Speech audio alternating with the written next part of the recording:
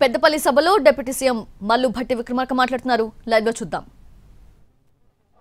Sanction చేసి జీవోలు issue చేసిన తర్వాత ఇక్కడికి వచ్చి భూమి పూజ కార్యక్రమం చేస్తా ఉన్నాం.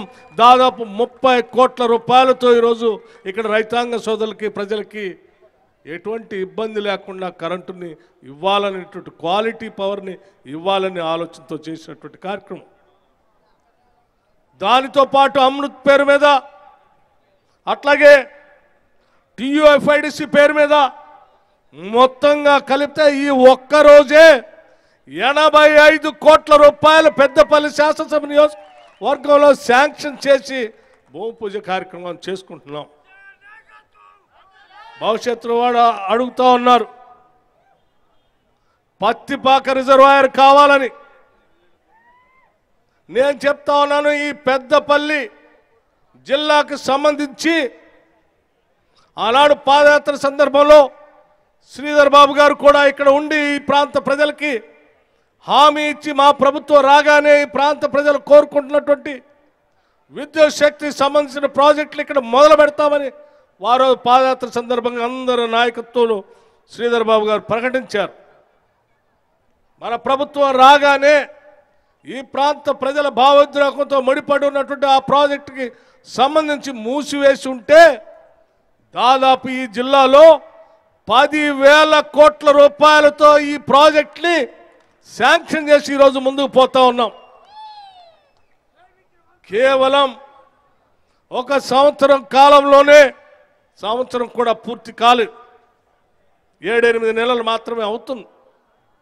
ఈ 7-8 నెలల్లో 4 నెలలు ఎన్నికలకే పోయింది మోడల్ కోడ్ ఆఫ్ కండక్ట్.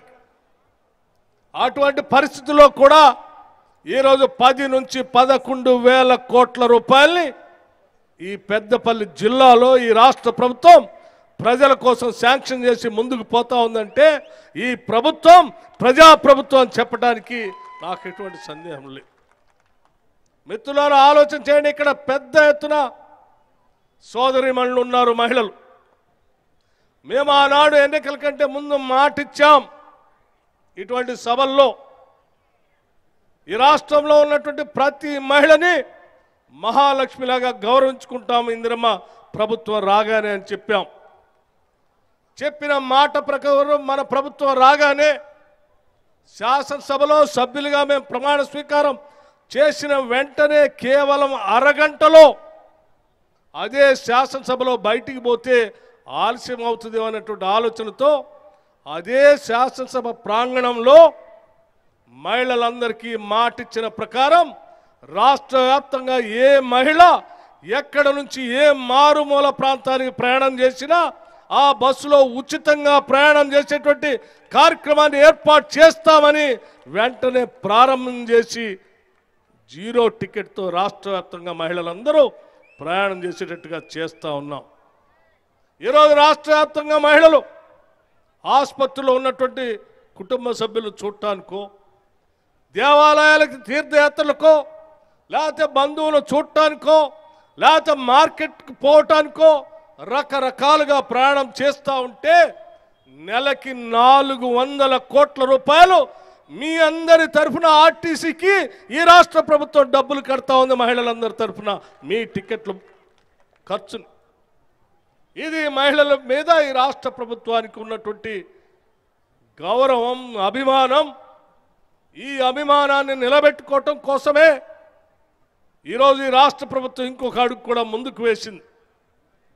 ఆనాడు ఇందిరమ్మ ప్రభుత్వంలో మనం మొదలుపెట్టినటువంటి మహిళా సంఘాలను నిలబెట్టాలనేటువంటి ఆలోచనతో రాష్ట్ర వ్యాప్తంగా ఉన్నటువంటి మహిళలందరినీ కూడా ఆర్థికంగా నిలదొక్కునేటట్టు చేయాలనేటువంటి ఆలోచనతో సంవత్సరానికి 20,000 కోట్ల రూపాయలు వడ్డీ లేని రుణాలని మహిళలందరికీ ఇచ్చి గ్రామీణ ప్రాంతాల్లో మహిళలని మహాలక్ష్మిలాగా చూడాలని, ప్రతి మహిళ కోటేశ్వరరావులాగా ఎదగాలని ఈ రాష్ట్ర ప్రభుత్వం తహతలాడుతుంది. దానికోసం ఏ స్థాయిలో పెట్టుబడి పెట్టడానికైనా ఈరోజు సిద్ధంగా ఉందని చెప్పడానికి నేను చాలా సంతోషిస్తూ ఉన్నాను.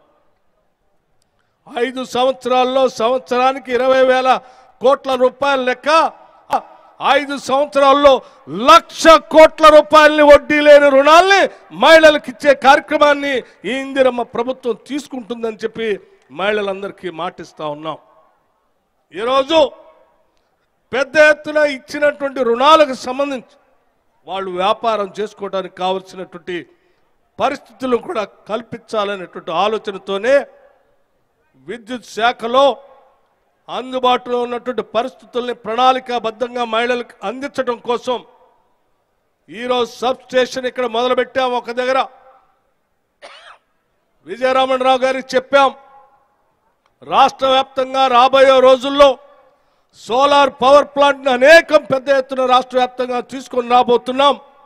ఈ సోలార్ పవర్ ప్లాంట్ని 2 నుంచి 5 మెగావాట్ల వరకు పెద్ద ఎత్తున రాష్ట్రంలో ఉన్నటువంటి మహిళా సంఘాలకి రాష్ట్ర ప్రభుత్వమే నేరుగా నిధులిప్పించి మీరు ఉత్పత్తి చేసేటువంటి కరెంటుని రాష్ట్ర ప్రభుత్వమే కొనుగోలు చేసి ఆ వచ్చిన ఆదాయాన్ని మీకు ఇచ్చి మిమ్మల్ని పారిశ్రామికవేత్తలుగా చేయాలని చెప్పి ఈరోజు కాంగ్రెస్ ప్రభుత్వం ముఖ్యమంత్రి రేవంత్ రెడ్డి గారి నాయకత్వంలో యావత్ మంత్రి మండలి మొత్తం నిర్ణయం తీసుకుందని చెప్పి చాలా సంతోషంగా ఈ పెద్దపల్లి శాసనసభ నియోజకవర్గం నుంచి ఈరోజు నేను ప్రకటిస్తా ఉన్నాను. దాంట్లో భాగంగానే ఈరోజు మనం ప్రారంభం చేసినటువంటి సబ్స్టేషన్ ఆ కాచాపూర్ గ్రామంలో 132/33 kV సబ్స్టేషన్